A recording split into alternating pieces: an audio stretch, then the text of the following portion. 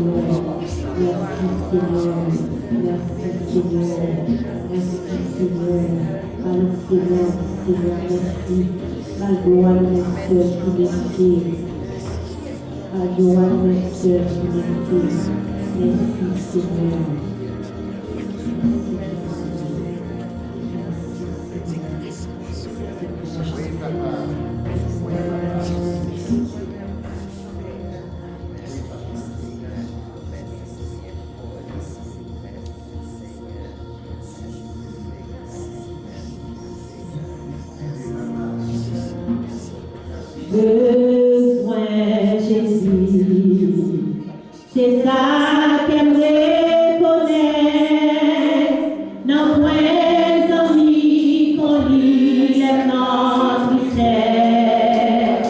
Besoin Jésus, c'est ça qu'elle reconnaît, les autres apôtres et pas d'autres, mais besoin.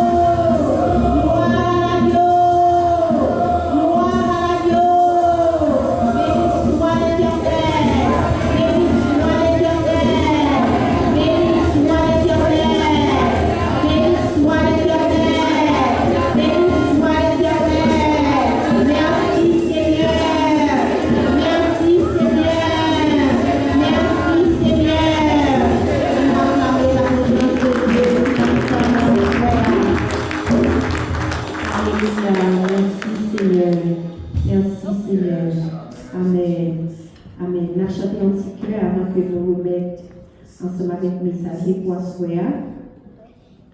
Ou réveillez-moi à ton mélodie, pour entendre-moi à grâce. Nous chant délivrance devant Emilio, tout craint-moi l'eau aller. Moi pas esclave péché encore.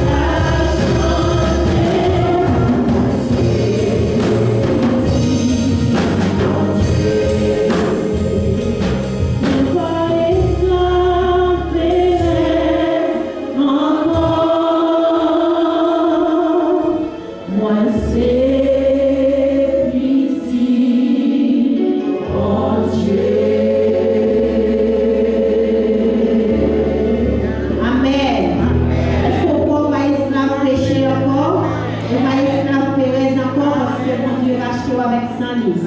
Amen. Nous remettons avec Pasteur René qui va présenter le message pour la soirée. N'a pas donné après Pasteur Afrique. Bon Dieu béni. La bénédiction avec vous tous. Bon Dieu avec vous. Nous comptons ce soir pour nous gagner ce mode avec nous, c'est Chana. Donc, il y a un petit café, il y a un peu d'autres qui bonsoir à l'église. Dieu bénisse l'église. Amen. On regarde les moyens pour nous retourner ensemble avec nous et profiter de nous merci pour tout support que nous déposons pour moi. Pour nous que nous connaissons hospitalisés au période de c'est bon Dieu permet de nous retourner. Donc, témoignage à ce visibilité à votre béni. Amen. Amen.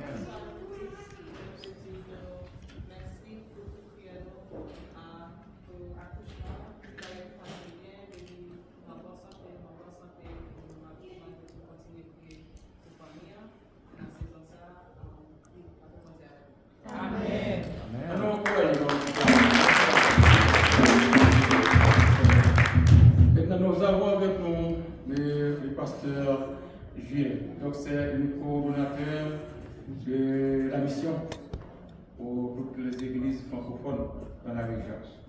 Donc, c'est avec plaisir, avec honneur. Donc, nous allons vous présenter notre bien-aimé pasteur pour le message de la parole de Dieu. Pasteur Gilles.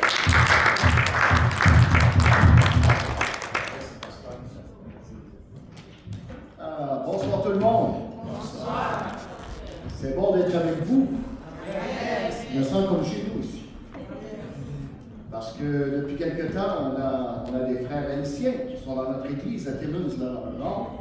Et je vais leur envoyer une partie de la louange juste pour les encourager, leur dire que j'étais avec des frères et des sœurs haïtiens. C'est tellement merveilleux, tellement un privilège. C'est bon de revoir des gens que j'ai vus déjà, d'autres que je n'ai pas encore rencontrés, mais je vous donne des salutations de la part des dirigeants de notre district, d'abord de notre surintendant Jason Small, parce que partout où je vais, je salue toujours les gens en son nom. C'est notre leader de notre district des Western Ontario District, des assemblées de la Pentecôte du Canada. Et il vous fait des grandes salutations. Je vous donne aussi des salutations de la part de pasteur Sam Sibley, qui est le directeur régional pour cette région aussi. Et en mon nom, bien sûr, vous faites partie d'une famille dans les églises francophones de notre district.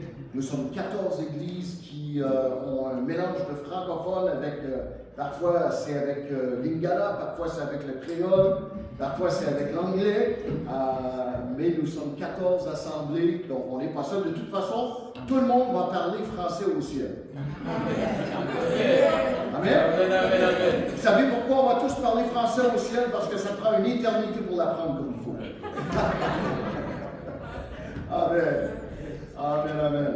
Donc, j'ai le plaisir, le privilège ce soir de vous apporter un court message. Je ne veux pas vous garder trop longtemps. Mais quand je sondais mon cœur à savoir ce que Dieu voulait nous partager ce soir, parce que je me prêche à moi-même aussi en même temps, je voulais simplement nous encourager ce soir. Je pense que j'ai même, je remercie le Seigneur pour les chants, pour l'équipe de louange ce soir. J'ai beaucoup apprécié. Ça confirme le message que je veux vous apporter ce soir. Et j'aimerais vous parler un petit peu ce soir d'avoir un cœur selon le cœur de Dieu. D'avoir un cœur selon le cœur de Dieu. Et plus précisément, qui était cet homme de l'Ancien Testament dont Dieu a déclaré qu'il se choisissait un homme qui avait le cœur selon le cœur de Dieu. Et je parle bien sûr du roi David dans l'Ancien Testament. Il était un homme qui avait le cœur comme le cœur de Dieu. Et je vais tourner dans 1 Samuel au 13e chapitre, versets 13 et 14 ce soir pour notre verset principal pour commencer. 1 Samuel, 13e chapitre et les versets 13 et 14. Et voici ce qu'on lit ici. Samuel dit à Saül, « Tu as agi en insensé, tu n'as pas observé le commandement que l'Éternel, ton Dieu, t'avait donné. L'Éternel aura affermi pour toujours ton règne sur Israël, et maintenant ton règne ne durera point. » Et regardez le prochain verset, c'est là que c'est très important. « Ça dit, l'Éternel s'est choisi un homme selon son cœur. L'Éternel s'est choisi un homme selon son cœur. Et l'Éternel l'a destiné à être le chef de son peuple parce que tu n'as pas observé ce que l'Éternel t'avait commandé. Prions ensemble. Papa Céleste, merci pour ta parole. Nous croyons qu'elle est la vérité, elle est toute la vérité et rien de la vérité, Seigneur. Elle est une lampe à nos pieds, elle est une lumière sur nos sentiers. Qu'elle puisse s'enraciner dans un sol fertile ce soir, le sol de nos cœurs, afin qu'elle puisse porter du fruit jusque dans l'éternité. Je prie pour chaque personne réunie dans cette salle, qu'il en soit ainsi. Et tout le peuple de Dieu dit Amen. Amen, amen. Donc, pour donner le contexte, bien sûr, ce texte vient au moment où le roi Saül, qui avait fait des choses qu'il ne devait pas faire, il avait offert un sacrifice à l'Éternel, pour faire une longue histoire courte, alors que ça ne revenait pas à lui de faire ces choses-là. Et là, on pourrait faire une série de prédications juste là-dessus, parce que tu sais qu'il y a des choses à laquelle Dieu t'appelle à faire que personne d'autre ne doit faire. Tu as une mission, tu as été appelé à faire des choses, et dans l'Ancien Testament, il y avait des choses que l'homme de Dieu pouvait faire, il y avait des choses que le roi pouvait faire, et le roi ne pouvait pas offrir des sacrifices, mais le roi Saül l'avait fait, et à cause de sa désobéissance, on lui a retiré la royauté, et Dieu a déclaré par la bouche de son serviteur Samuel, « Voici, je me suis choisi un homme selon mon cœur. » Donc, la question que je vous pose ce soir, est-ce qu'on veut avoir un cœur selon le cœur de Dieu ce soir? Je ne suis pas sûr, il y en a juste 2-3 qui veulent avoir un cœur comme selon le cœur de Dieu. Est-ce que vous voulez avoir un cœur selon le cœur de Dieu ce soir? Laissez-moi vous entendre. Amen. Amen. C'est bon, c'est bon. J'aime ça quand c'est interactif un peu, notre prédication. Et je sais que j'ai un accent peut-être des fois. J'espère que vous allez comprendre tout ce que je vais vous dire. C'est drôle parce que des fois, on peut tous parler français et on parle français d'une différente façon. Mais pardonnez l'utilisation de mes mots parfois. Maintenant, je vous pose une question. Est-ce que le roi Saül, quand on le compare avec le roi David, est-ce que le roi Saül avait reçu le même appel que le roi David? Non. Oui. Quel était l'appel du roi Saül? Être le roi d'Israël. Quel était l'appel du roi David? Être le roi d'Israël. Maintenant, je comprends, ils n'ont pas accompli leur royauté de la même façon. Laissez-moi aller avec ça. Est-ce que le roi Saül et le roi David avaient reçu l'onction de la même façon? Non. Oui. Oui. Je vous trouve que ce sont des questions pièges. Parce qu'on connaît la fin de l'histoire. Mais qui a oint le roi Saül? C'est le prophète Samuel. Il a pris la corde, il a oint le roi Saül. Qui a oint le roi David? C'est encore Samuel quand il allait trouver les fils de Jessé et des fils. Et là, il ne trouvait pas David parce qu'il était dans les champs, n'est-ce pas? Mais c'est lui qui a quand même. Donc, on peut conclure que le roi Saül avait l'appel d'être roi. Le roi David avait aussi l'appel d'être roi. Le roi Saül a été oint de la part de l'homme de Dieu et le roi David a été oint par le même homme de Dieu. Donc, pourquoi le roi David a eu beaucoup plus de succès que le roi Saül? Ils avaient le même appel. Ils ont reçu la même onction. Oh, frères et sœurs, laissez-moi vous suggérer ce soir que nous avons aussi un appel, chacun d'entre nous. Nous sommes appelés à régner, nous aussi, là où Dieu nous a choisis. Et nous avons tous reçu la même onction. Nous avons été scellés par le Saint-Esprit. Amen. Nous avons reçu l'onction du Saint-Esprit. Mais qu'est-ce qui a fait que les mêmes appels, la même onction, et qu'un des rois est passé à l'éternité comme un des plus grands rois après Jésus, bien sûr, et que l'autre est tombé vraiment aux oubliettes où on n'a pas un bon souvenir ou une bonne réputation de lui?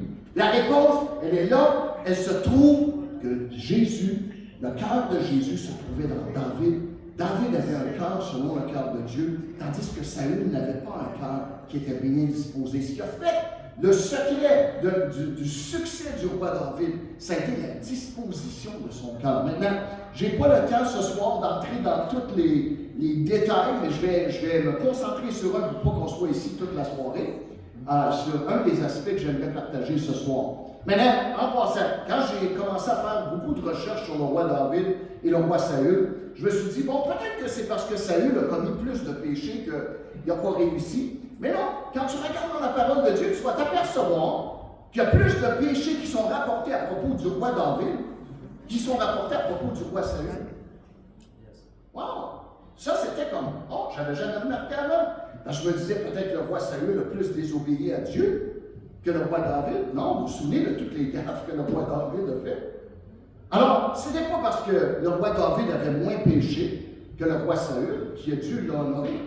Dieu a repris son serviteur David pour son péché, mais il a écarté le roi Saül à cause du sien. À cause du cœur et de la différence de cœur entre le roi David et le roi Saül. Et laisse-moi te dire, frères et sœurs, ce soir, que l'attitude de nos cœurs, l'attitude que nous avons avec Dieu, avec nos cœurs, va déterminer où on va aller dans notre marche avec le Seigneur Jésus. Amen. Amen. Comment loin on va aller, comment de succès on va avoir dans notre royaume, dans le royaume de Dieu, dans notre appel. Et c'est très important ce soir. Je vais juste énumérer quelques petites qualités ou quelques aspects du cœur de Dieu. Et on n'aura pas le temps de rentrer dans tous les détails, comme j'ai dit, mais vous pourrez le rechercher quand vous aurez la chance.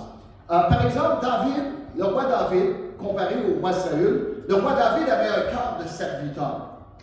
Bon, partout où vous regardez dans la parole de Dieu, il n'y a pas beaucoup de gens qui sont appelés mon serviteur directement par Dieu. Mais si tu regardes dans l'Ancien Testament, et même dans le Nouveau Testament, quand on parle du roi David, Dieu en parle toujours en disant « mon serviteur David ». Il ne dit pas ça à propos de beaucoup de gens dans la parole de Dieu, mais il dit toujours « mon serviteur David ». Pourquoi? Parce que le roi David avait un cœur de serviteur. Et je vais te dire quelque chose, mon frère, ma soeur, si tu veux réussir dans l'appel que Dieu a placé sur ta vie, si tu veux réussir dans ta marche avec le Seigneur, tu as besoin de te rendre serviteur de Dieu et de tes frères et sœurs. Amen.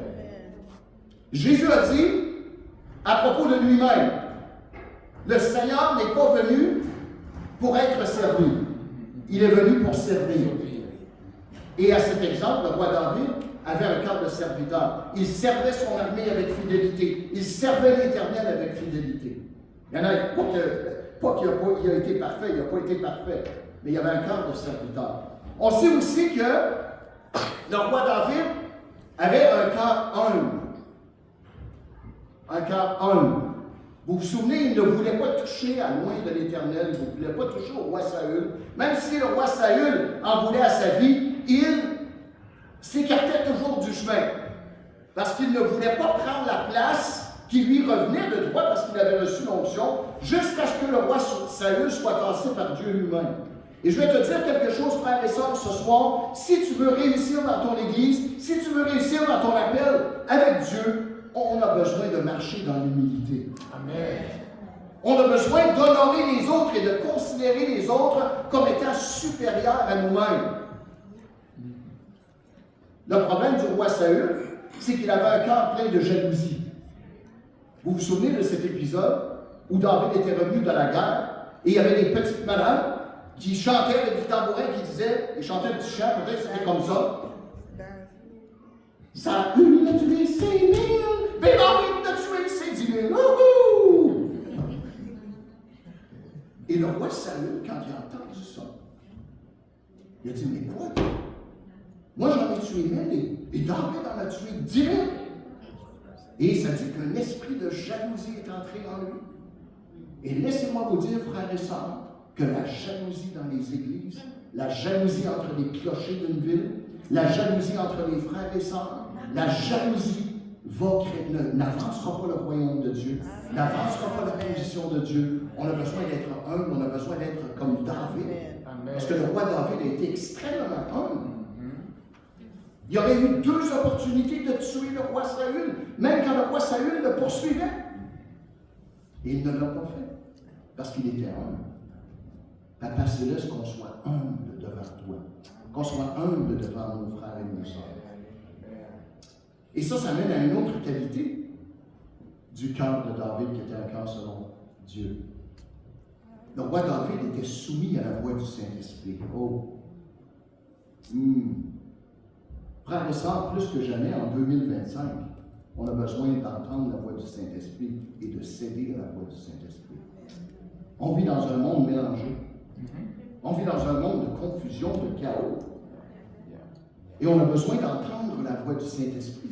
Savais-tu que Dieu t'a donné des oreilles dans ton cœur? Parce que Dieu va dire dans sa parole que celui qui a des oreilles écoute. Mais il ne parle pas de ses oreilles ici. Il parle de ses oreilles-là. Parce qu'on peut entendre et ne pas comprendre. On peut écouter et ne pas entendre. La parole de Dieu dit que celui qui a des oreilles écoute, qu'il entende. On ne peut pas endurcir nos cœurs. Vous vous souvenez? J'ai beaucoup aimé un des chants que vous avez chanté ce soir, qui dit que Dieu, c'est son cœur qui bat en nous. Je pense qu'on a chanté ça ce soir. Et vous vous souvenez la fois que le roi Saül poursuivait le roi David parce qu'il voulait l'exterminer? Et vous pourrez lire ça dans votre Bible, et c'est dans le livre de Samuel, premier et deuxième livre de Samuel, c'est fantastique. Et à un moment donné, il poursuivait le roi David, il voulait le tuer. Et vous savez ce qui est arrivé au roi Saül? C'est il faisait chemin, et il n'y avait pas de salle de toilette publique dans le temps de Samuel. Et il a eu un besoin de s'arrêter pour se soulager. Et c'était vraiment quelque chose qu'on faisait en privé, surtout quand on était le roi d'Israël. Et la Bible dit qu'il est reculé dans une caverne pour faire son besoin. Mais dans ta Bible, elle ne dira pas pour faire son besoin, elle va dire pour couvrir ses pieds. Et c'est la façon de dire qu'il allait à la toilette. Et le roi Saül s'en va dans le fond d'une caverne, pensant qu'il est seul, pensant que personne ne va faire sa besogne. Mais tout le temps, le roi David et son armée sont dans le fond de la caverne, et sont cachés dans le fond de la caverne parce qu'ils se cachaient de Saül. Et voilà que Saül est vulnérable parce qu'il enlève son manteau, il est en train de faire sa besogne. Et je vais vous dire quelque chose, quand on fait notre besogne, est-ce qu'on n'est pas vulnérable? Amen? C'est vrai, c'est la vérité, c'est dans ta Bible. Et qu'est-ce qui est arrivé? Le roi David s'est avancé, il a coupé le pan du vêtement, tu t'en souviendras peut-être, du roi Saül. Et quand il coupait le vêtement du roi Saül, qu'est-ce qui est arrivé? Si tu lis ta Bible, ça dit que soudainement,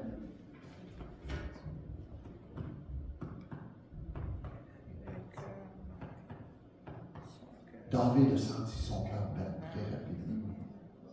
Tu sais, c'était quoi? C'était la voix du Saint-Esprit. C'était le cœur de Dieu qui battait en lui, qui disait « Touche pas à cet homme. » Et tu sais ce qu'il disait ses copains dans le fond de la caverne? Il lui disait, David, l'Éternel te livre ton ennemi. L'Éternel te le livre. Hey, ça, c'est pas un addon, c'est Dieu, c'est la parole de Dieu, c'est la promesse que tu as reçue. Allez, prophétisant, c'est ton moment de prendre ta place, de devenir le roi d'Israël. Mais David, quand il s'approche, il coupe le pan du vêtement, et tout à coup, il sent son cœur, le Saint-Esprit qui dit, fais pas cette erreur, lâche-le tranquille, c'est à moi de le reprendre, c'est pas à toi de le prendre dans tes mains. Et David s'est épargné une grave erreur. Pourquoi? Parce que son cœur était un cœur selon le cœur de Dieu et il était soumis à la voix du Saint-Esprit. Et frères et sœurs, on a tellement besoin en 2025 d'entendre et d'écouter et d'obéir à la voix du Saint-Esprit. Parce que le Saint-Esprit parle à ses enfants. Vous savez quoi? Le Saint-Esprit parle plus que jamais. On a besoin d'être attentif. On a besoin d'écouter. L'Église a besoin de cela. Le monde perdu a besoin de cela. On a besoin d'écouter la voix du Saint-Esprit. Donc, le roi David avait un esprit qui était soumis à la voix du Saint-Esprit. Un autre aspect, un quatrième, c'est que le roi David avait un cœur repentant. On l'a chanté également ce soir. Le roi David a admis son péché lorsqu'il a été confronté par le prophète Nathan avec Bathsheba. Vous vous souvenez de toute cette histoire de Bathsheba? Le roi David qui est dans son palais, qui voit cette dame en train de se laver. Et je vais vous dire, elle n'était pas en bikini. Et il a été attiré par elle. Et il a fait venir Elle était déjà l'épouse de quelqu'un, d'un de ses guerriers. Vous connaissez l'histoire. Il a couché avec, elle est devenue enceinte. Il a tenté de faire venir, il a fait venir son mari pour qu'il couche avec, pour faire croire que ça serait son enfant. Et ce guerrier qui s'appelait Uri n'a pas voulu coucher avec son épouse parce qu'ils étaient à la guerre. Il dit non, non, je ne couche pas avec elle jusqu'à ce qu'on ait gagné la guerre. Et là, le roi David ne savait pas quoi faire. Exaspéré, il a dit à son chef d'armée, mets-le devant l'armée, allez devant l'ennemi et ne combattez pas, laissez-le mourir. Et c'est ce qui est arrivé. Et quand Uri est décédé, il a pris Bathsheba comme son épouse, elle a eu un enfant, et là, David avait comme couvert son péché jusqu'au jour où Nathan, qui avait remplacé Samuel, l'homme de Dieu, c'était maintenant Nathan, est venu et a raconté cette petite histoire. Vous vous souvenez de l'histoire de la petite brebis? Il a conté, il a dit, oh, il y avait un homme qui avait beaucoup de richesses, qui avait beaucoup de brebis. Il passait dans un petit village où il y avait un homme qui avait une seule brebis et il aimait tellement sa brebis, un peu comme les gens aiment les petits caniches aujourd'hui, leurs petits chiens, ils font partie de la famille. Il disait que même il dormait avec sa brebis et il y avait vraiment là, une relation avec sa brebis. Et quand cet homme riche est venu, il y a eu des visiteurs qui sont passés et il a dit, bon, prenez sa brebis à lui là et on va l'égorger, on va l'offrir. Et le roi David était extrêmement fâché. Il a dit, cet homme mérite la mort. Il ne voyait pas tout de suite que Nathan parlait de lui-même. Et je vais vous dire quelque chose. La majorité d'entre nous, on ne voit pas notre péché facilement. Même quand ça nous est mis devant les yeux. C'est comme Jésus dit. Alors pourquoi Jésus a-t-il raconté à un moment donné, pourquoi vois-tu la paille dans l'œil de ton voisin quand tu ne vois pas la poutre dans ton propre œil? Bon, ok, on parlait du jugement, mais on parle aussi du péché. Souvent, on voit la paille dans notre voisin, on voit le péché de notre voisin, mais on ne voit pas notre péché parce qu'on a une poutre dans notre œil. Et le roi David, c'est comme, quand Nathan lui a dit ça, ça a été comme un coup dans le front, et il a dit, oh, c'est moi ça. Oui, tu as raison, j'ai péché. Saül, quand il a péché, il n'a pas reconnu son péché. Il a dit, ah, mais c'est parce que tu tardais à venir que j'ai offert un sacrifice. Quand il n'a pas tué le roi des Amalécites, il a dit, ah, mais là, je pensais bien faire et j'ai eu peur de mes guerriers. Et le roi David, qu'est-ce qu'il a fait? Il a écrit des psaumes même à propos de son péché. Sachant que son péché serait conservé pour l'éternité dans les livres du roi. Mais il s'est repenti et il a dit à Dieu, crée en moi un cœur pur. Parce que le roi David avait un cœur repentant. Frères et sœurs, si on va avoir du succès dans notre appel, si on veut que l'onction de Dieu se manifeste dans nos vies, on a besoin d'avoir des cœurs repentants. Ça, c'est avoir un cœur selon le cœur de Dieu. Et ça, c'était juste mon introduction ce soir. Parce que je veux parler d'un des aspects plus en détail. Parce que je sens dans mon cœur que ce soir, il y a quelqu'un, peut-être 2, 3, 10, 15 personnes, qui ont besoin d'entendre parler de cet aspect ici, du cœur du roi David. Le roi David avait aussi un cœur confiant. Un cœur confiant. Vous savez, je vais souvent dans plusieurs églises et je suis souvent surpris de comment les gens sont facilement ébranlés aujourd'hui par les événements, par les épreuves, par les obstacles, par les trahisons, par les choses qui arrivent dans leur vie. Et je ne veux pas minimiser ces choses. Il y a des gens qui passent des choses terribles. Il y a des gens qui sont trahis dans des divorces, trahis par des amis. Il y a des chicanes d'église parfois. Il y a des amis qui disent des choses épouvantables. Il y a des gens qui souffrent de l'injustice. Il y a des gens qui font vraiment face à des Goliaths dans leur vie. Et peut-être que ce soir, tu fais face à un Goliath dans ta vie. Mais je suis là pour te dire ce soir, au nom de l'Éternel des armées, que tu es capable de battre les Goliaths. Amen. Parce que celui qui habite en toi est plus grand que celui qui habite en nous. Qu'est-ce qui fait la réputation du roi David? Ah bon, si tu regardes les films de David, même quand les gens du monde font les films sur David, il y a 2 événements en principe qui sont rapportés que les gens se souviennent. Oui, la trahison avec Bathsheba, bien sûr, mais aussi le fait qu'il a abattu le géant Goliath. Ça, c'est la réputation, c'est l'histoire du roi David. Rappelle-toi, comment ça s'est fait? Hein? Rappelle-toi comment ça s'est fait. David a appris à être confiant, à avoir confiance en son Dieu, dès qu'il était un jeune homme. Pourquoi? C'était quoi la job de David? Quand Samuel est allé pour oindre un des fils du père de David, où était David? Il n'était pas à la maison. Il était où? Il était dans les champs. Il était dans les champs avec les moutons. C'était pas un honneur de garder les moutons. Pourquoi? Parce que David, il était avec ses animaux à longueur de journée. Il ne prenait pas souvent son bain. Il marchait dans la chenoute de moutons tout le temps. Il était avec des animaux. Il ne sentait pas bon. Il n'avait pas une job qui était facile. Mais il a appris à avoir confiance en Dieu. Et à un moment donné, ses frères sont au combat, ils se battent contre des Philistins. Et son père va dire à David, prends les vivres et va voir tes frères comment ils vont. Et vous vous souvenez, le roi David, il est allé, il a rejoint le camp de l'armée d'Israël devant les Philistins et il s'aperçoit que tout le monde tremble.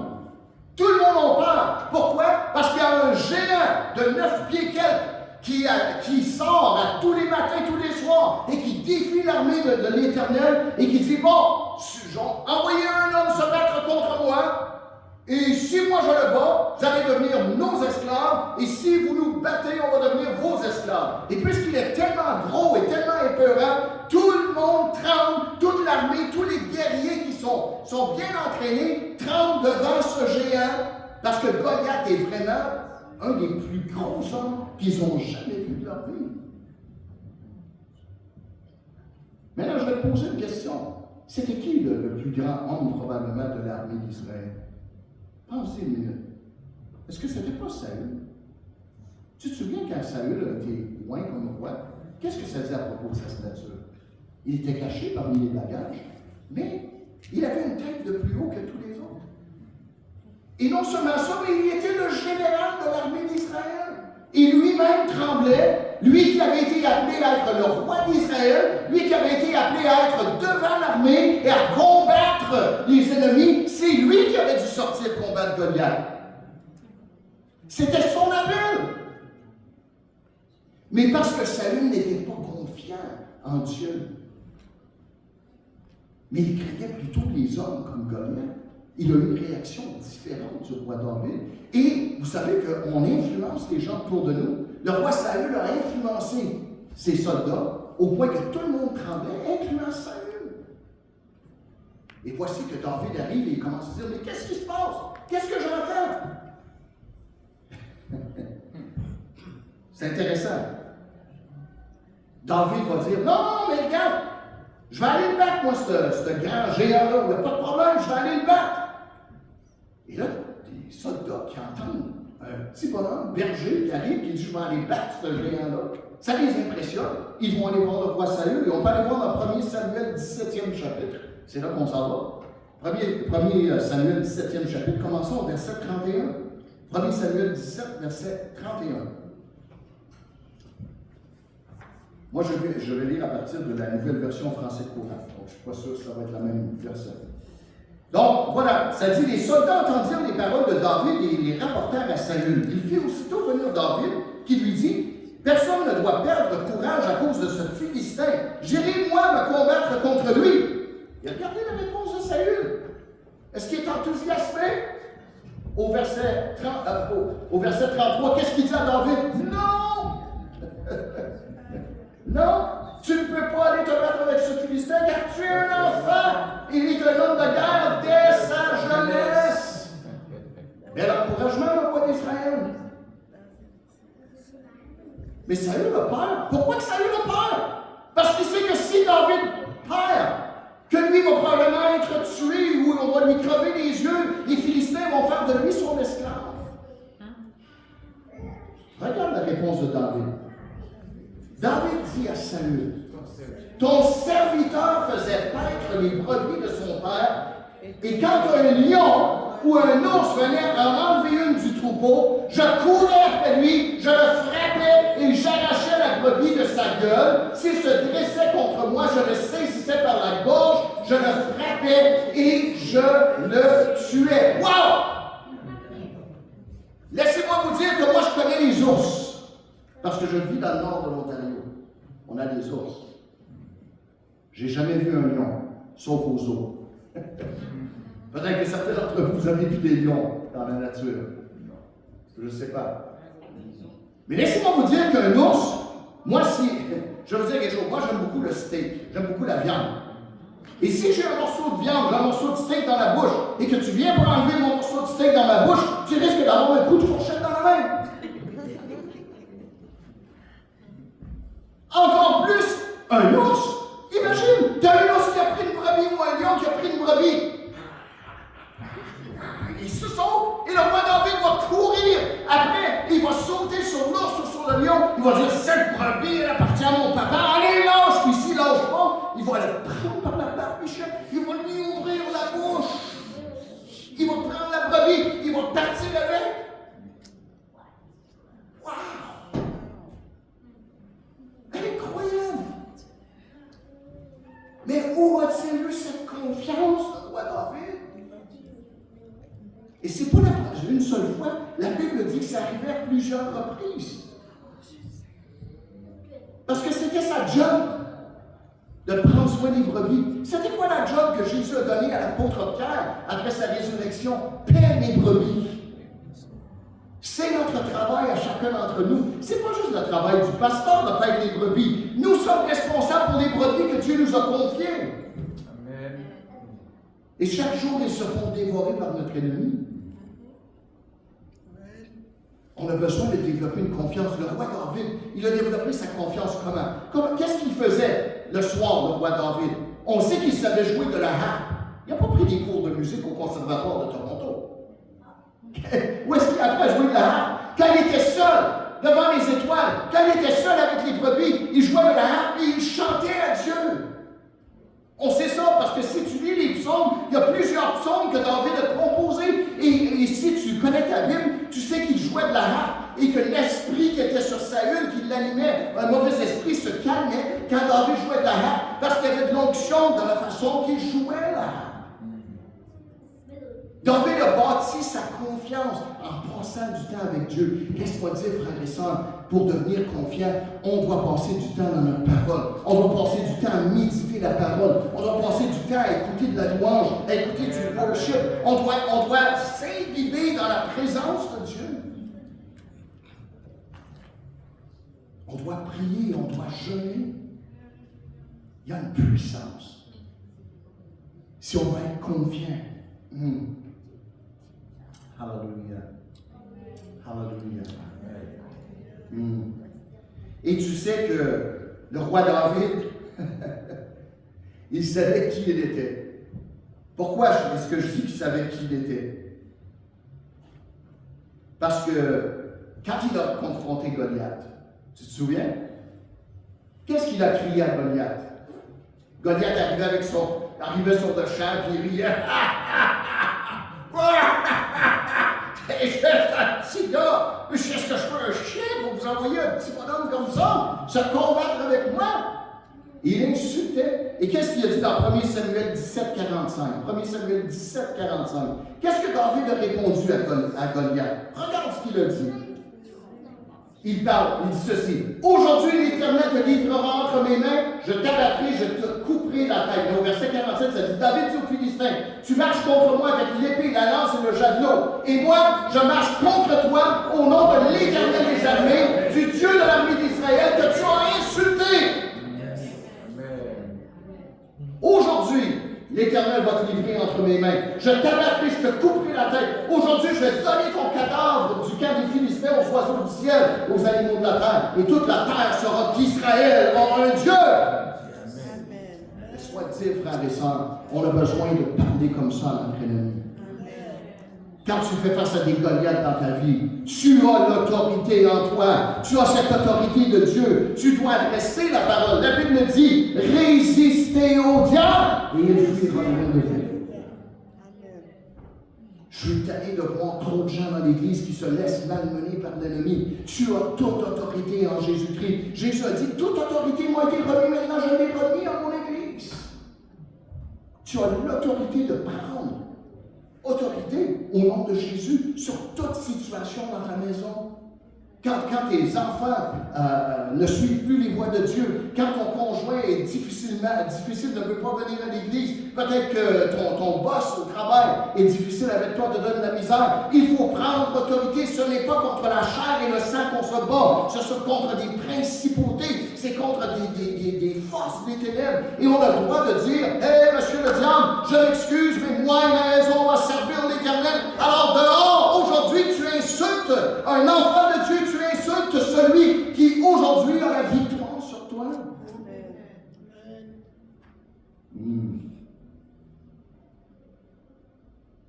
On a besoin de reconnaître quelle est notre identité en Christ. Sais-tu qui tu es en Christ? Ok, je vais te donner une révélation que Dieu m'a donnée au sujet du roi David. Pourquoi lui était capable d'affronter Goliath, puis personne d'autre pouvait le faire? C'est pas juste à cause de la confiance. C'est que quand tu es confiant en Dieu, tu vois les choses différemment. Retiens ici, il y a juste une chose que tu retiens aujourd'hui. Rappelle-toi de ça. Quand tu as confiance en Dieu, tu vois les circonstances différemment. Et laisse-moi t'expliquer. Qu'est-ce que le roi Saül et toute l'armée d'Israël voyaient en Goliath? Un géant trop gros pour abattre.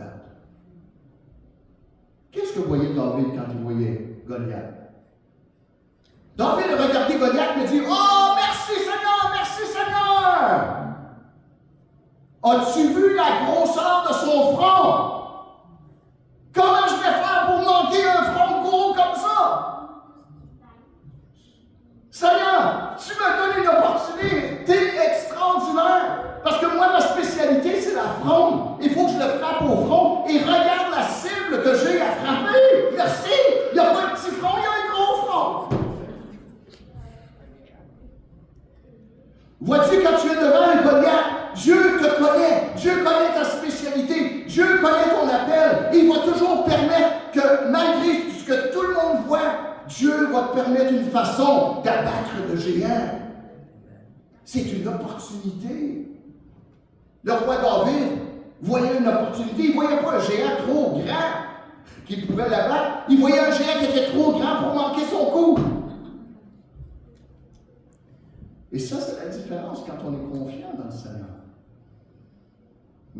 Comment on devient confiant dans le Seigneur? Oui, en passant du temps avec le Seigneur, c'est vrai. Mais aussi, en réalisant c'est quoi les dons que Dieu nous a donnés. Vois-tu, toute l'armée d'Israël ne pouvait pas combattre Goliath. Pourquoi? Parce que Goliath avait la plus grande épée. Goliath avait le plus grand bouclier. Goliath avait le plus grand javelot. Il avait les plus grandes armes, il était plus grand. Il y avait juste un qui était spécialisé dans la fronde et c'était David. Tu sais que le roi Saül a essayé de mettre son armure sur David et quand il a finalement dit à David, « Ok, vas-y, va le combattre. » Il a dit, « Ok, mettez-y mon armure. » Et tu te souviens peut-être ce que ça dit dans ta Bible. Mais dans ta Bible, ça dit ceci. Ça dit que David a essayé l'armure et qu'il ne pouvait à peine bouger dans l'armure du roi Saül parce que ce n'était pas son armure à lui. Laisse-moi te dire, dans la vie, tu n'es pas appelé à imiter ton pasteur, dans le sens que tu n'as pas le même appel. Tu n'es pas comme ton frère et ta soeur. Chacun est unique et Dieu t'a donné des talents, des dons et un appel qui est semblable mais qui est différent et particulier seulement à toi. Le roi David s'est débarrassé de l'armure de Saül et il a dit non, moi je ne suis pas capable de combattre avec ça. Moi je combats avec la fronde et avec des roches. Et c'est ce qu'il avait besoin pour abattre Goliath. Il ne pouvait pas avec l'épée. Essaie de toucher Goliath quand lui, il a une épée qui est 2 fois la grandeur de ton corps. Il n'y avait aucun soldat qui pouvait faire ça. Il y avait juste David qui était capable avec sa fronde. Romains 8:28 dit que toute chose coopère à notre bien parce que Dieu connaît toutes choses. Et c'était la même chose avec le roi David. Quels sont les Goliaths dans ta vie? Est-ce qu'il y a des épreuves qui te retiennent? Est-ce qu'il y a des obstacles qui te retiennent? Est-ce que la maladie te retient? Est-ce que le découragement, est-ce que les problèmes financiers sont des Goliaths dans ta vie? Est-ce que tes études, c'est un Goliath dans ta vie? Est-ce que tes relations sont un Goliath dans ta vie? Rappelle-toi qui tu es en Jésus-Christ. Amen. Rappelle-toi que celui qui est en toi est beaucoup plus fort. Dieu t'a choisi, Dieu t'a équipé, Dieu t'a envoyé. Tu es envoyé pour le royaume de Dieu. Tu as reçu l'onction du Saint-Esprit. Tu es plus que vainqueur, c'est la parole de Dieu.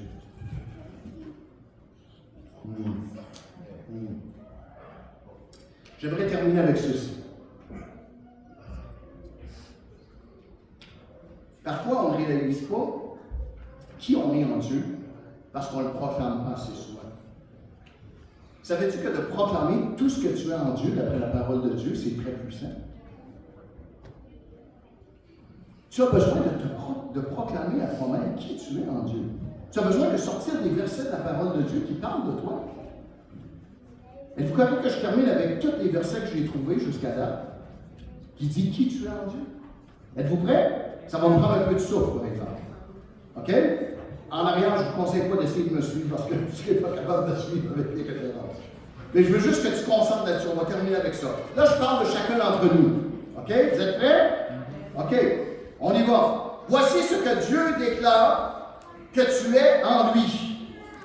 Tu es fidèle, Éphésiens 1:1. Tu es l'enfant de Dieu, Jean 1:12. Tu es justifié, Romains 5:1. Tu es l'ami de Christ, Jean 15:15. Tu es Dieu, 1 Corinthiens 6:20. Tu es membre du corps de Christ, 1 Corinthiens 12:27. Tu es assuré que toute chose concourt à ton bien, Romains 8:28. Tu es établi, loin et scellé du Saint-Esprit, 2 Corinthiens 1:21. Tu es citoyen du ciel, Philippiens 3:20. Tu es caché avec Christ en Dieu, Colossiens 3:3. Tu es plein de puissance, d'amour et d'autodiscipline, 2 Timothée 1:7. Tu es né de Dieu, le malin ne peut rien contre toi.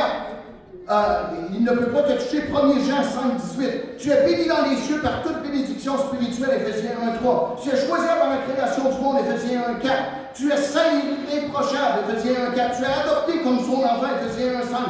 Tu es récipiendaire de la grâce glorieuse de Dieu en abondance et sans restriction, Éphésiens 1:5. Tu es en lui, Éphésiens 1:7. Tu es racheté, Éphésiens 1:8. Tu es pardonné, Éphésiens 1:8. Tu es motivé par un but, Éphésiens 1:9. Tu es plein d'espoir, Éphésiens 1:12. Tu es inclus, Éphésiens 1:13. Tu es scellé par le Saint-Esprit premier, Éphésiens 1:13.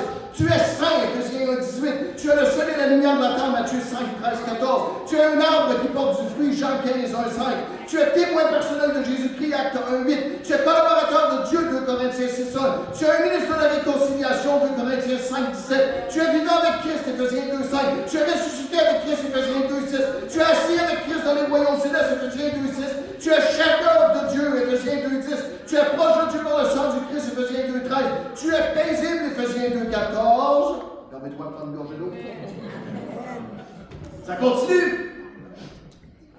Tu es membre de la maison de Dieu, Éphésiens 2:19. Tu es en sécurité, Éphésiens 2:20. Tu es le temple du Saint-Esprit, Éphésiens 2:21. Tu es une demeure pour le Saint-Esprit, Éphésiens 2:22. Tu es libre et complet, Éphésiens 3:12. Tu es appelé, Éphésiens 4:1. Tu es mort au péché, Romains 1:12. Tu n'es pas seul, Hébreux 13:5. Tu es son disciple, Jean 13:15. Tu es uni à d'autres croyants, Jean 17:20-23. Tu n'es pas dans le besoin, Philippiens 4:19. Tu es choisi et aimé de Dieu, Colossiens 3:12. Tu es irréprochable, 1 Corinthiens 1:8. Tu es libéré, Romains 8:2. Tu es crucifié avec Christ, Galates 2:20. Tu es la lumière dans le monde, Matthieu 5:14. Tu es plus que vainqueur, Romains 8:37. Tu es la justice de Dieu, 2 Corinthiens 5:21. Tu es en sécurité, 1 Jean 5:18. Tu es guéri du péché, 1 Pierre 2:24. Tu n'es plus condamné, Romains 8:1-2.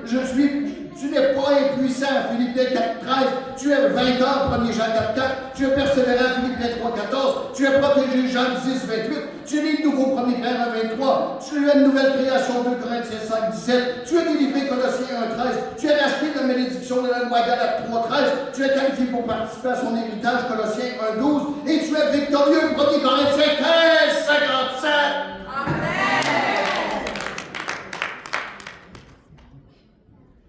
Et j'en pense. Mais je ne veux pas continuer comme ça toute la soirée. Crois ce que la parole de Dieu dit de toi. Ton doigt vers ton frère et ta soeur dit c'est à propos de toi. C'est à propos de toi ces versets. Comme dis-le à ton frère et ta soeur, c'est à propos de toi. C'est à propos de toi ces versets. Il faut que tu le crois. Je veux t'inviter, si tu vas avoir une liste de tous ces versets-là, je peux les faire parvenir à ton pasteur pour te sauver du temps. Et cherche dans la parole de Dieu ce que la parole déclare à ton sujet. Quand le diable veut te faire croire le contraire, le diable, il est le père du mensonge. Tout ce qu'il dit, c'est pas vrai. Alors, quand le diable dit que tu es un loser, c'est pas vrai. Tu es un winner. C'est pas nous qui le déclarons, c'est la parole de Dieu. Et c'est comme ça qu'on gagne la confiance. Comme le roi David qui savait qui il était. Ce qui fait la différence, c'est d'avoir un cœur selon le cœur de Dieu. Sais-tu ce qui me réconforte le plus dans tout le cœur de David? C'est que David n'était pas parfait. David a péché. Et ça m'encourage, frères et sœurs. Ça devrait vous encourager. Parce qu'on n'est pas parfait. On tombe parfois. On faillit parfois. Et le diable essaie de nous garder à terre. Puis il dit, quelle sorte de chrétien, quelle sorte de chrétienne tu es? Regarde, encore tu tombes. T'as encore tombé. T'as encore des péchés dans ta vie. David avait des péchés dans sa vie. Mais David savait qui il était en Dieu. Tu ne perdras jamais ta valeur aux yeux de Dieu. Si je sors ce billet de 5$, ça vaut combien ça? 5$. Si je le plie en 2, ça vaut combien? Si je le plie en 4, ça vaut combien? Si je l'écrase comme ça vaut combien ça? Ok, vous êtes sûr, hein? Si je le piétine comme ça vaut combien? Frères et sœurs, ça ne perd jamais sa valeur parce que c'est backé par le gouvernement du Canada. Et laisse-moi dire que tu ne perds jamais ta valeur, même quand tu es piétiné dans toutes les épreuves, même quand les Goliaths se lèvent devant toi, même quand tu tombes dans le péché, tu ne perds pas ta valeur parce que c'est Jésus qui te donne ta valeur. Et tu es un enfant de Dieu, tu as du sang royal en toi. Ne laisse pas le diable te dire autrement. C'est ta valeur en Dieu. Avoir un cœur selon le cœur de Dieu, c'est avoir un cœur confiant en qui Dieu déclare que tu es. Tu es point. Tu es appelé à régner. Tu es appelé à avoir un cœur humble, un cœur de serviteur, un cœur repentant. Un cœur qui est confiant dans celui qui nous a appelés, dans celui qui nous a sauvés sur la croix de Golgotha. Celui dont le sang a coulé pour pardonner nos fautes. Celui dont le corps a été meurtri afin que nous soyons guéris. Ça, c'est qui nous sommes, frères et sœurs. Est-ce qu'on peut le proclamer? Est-ce qu'on peut l'acclamer ce soir? Est-ce qu'on peut se lever ensemble? Eh bien, merci Seigneur. Je vais rappeler le leadership à venir et à conclure ce soir, ce service.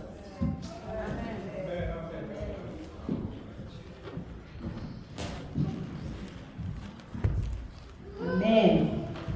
Nous camper ensemble pour aller dans un petit temps qui n'est pas trop long pour nous adorer mon Dieu avant que nous voyions. Gen lumière dans moi Josia avec toi qui vont passer le soleil là nous est dans le ciel là parce que Jésus t'est éclairé il est fidèle dans nous content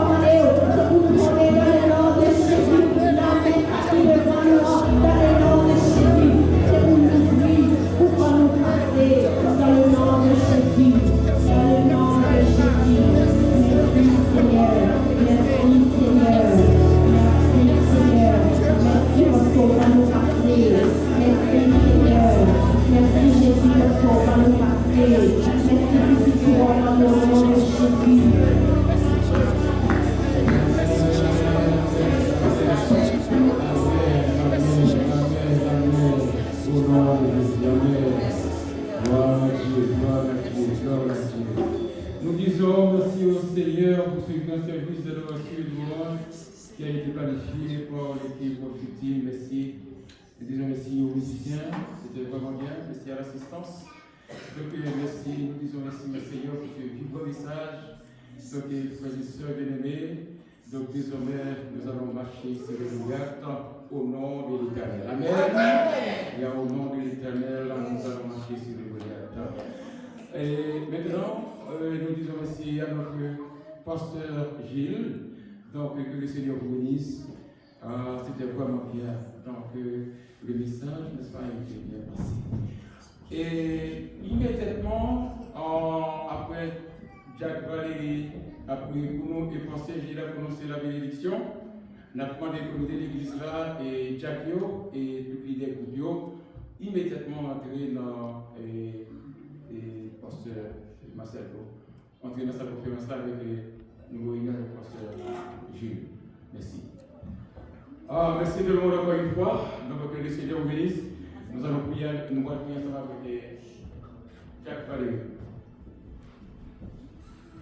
Father, thank you, Lord, for this opportunity you gave us tonight to come together as brothers and sisters in Christ to worship you, to praise your name, to hear your word, Lord God, to be filled, Lord God, with joy, with your peace, with your love, Lord God. Thank you for all that you have done, Lord God. Thank you, Lord God, that you're moving in this place, Lord God, and because we're two or three are gathered in your name, there you're in the midst, Lord God. We thank you.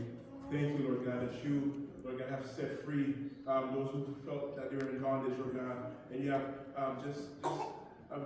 given hope, Lord God, to those who felt hopeless, Lord God.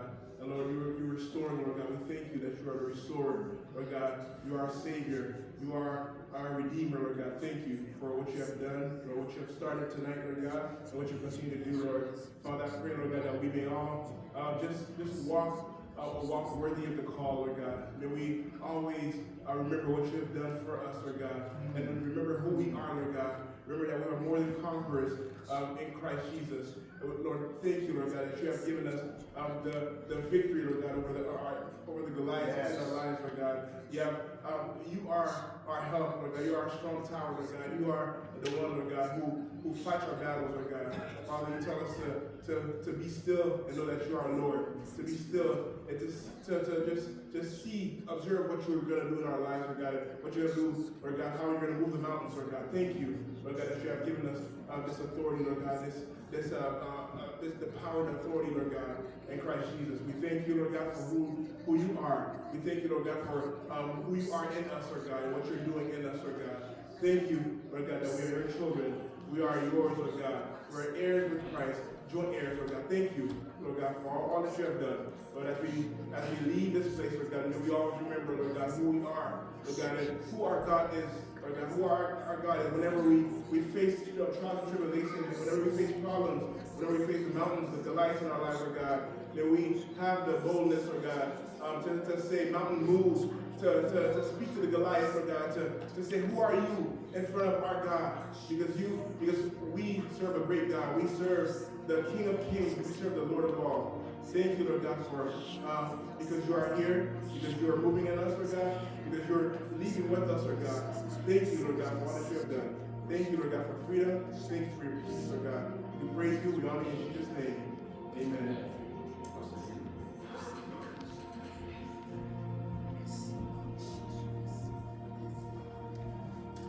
Amen. Cette bénédiction est tirée du livre de Deutéronome, au 28e chapitre de 3e épître de Jean, chapitre 1. Église et rachetée de Jésus-Christ, chers frères et sœurs bien-aimés, que le Seigneur, votre Dieu, protège tout ce que vous avez amassé dans vos greniers et qu'il vous fasse prospérer dans tout ce que vous entreprenez, qu'il vous comble de bienfaits, que le Seigneur ouvre le ciel où il conserve précieusement l'eau, afin de laisser tomber la pluie sur vous en temps voulu et faire prospérer tout ce que vous entreprenez. Bien-aimés, que vous puissiez prospérer à tous égards et que vous soyez en bonne santé, comme prospère l'état de vos âmes. Dans le nom de Jésus, nous proclamons cette bénédiction. Amen. Amen.